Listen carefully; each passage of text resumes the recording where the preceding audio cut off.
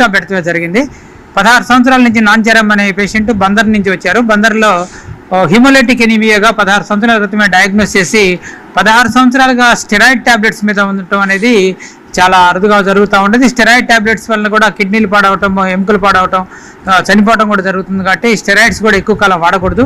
ఈ క్రమంలోనే ఆవిడకి తరచూ రక్తహీనత రావటం, అలానే కామెర్లు రావటం జరుగుతూ ఉంది. ఈ మధ్య కాలంలో ఒక 2 నెలల నుంచి తీవ్రమైన కడుపు నొప్పితో కామెర్లు ముదిరిపోయి రావడంతో ఇక్కడికి గుంటూరు గవర్నమెంట్ హాస్పిటల్కి వస్తే గవర్నమెంట్ జనరల్ హాస్పిటల్లో ఇక్కడ మనకి మెడికల్ గ్యాస్ట్రెంటరాలజీ విభాగంలో వాళ్ళు కొన్ని పరీక్షలు చేసి గాల్ బ్లాడర్లో రాళ్ళు ఉన్నాయి, అలానే కామన్ బైల్ డక్ట్లో రాళ్ళు ఉన్నాయని నిర్ధారించి పిగ్మెంట్ స్టోన్స్గా నిర్ధారించి వాటికి వెంటనే ఆపరేషన్ చేయాలని సిబిడి నాళంలో రాళ్ళకి వాళ్ళు ఎండోస్కోపీ ద్వారా స్టెంట్ వేసి తీయటం జరిగింది.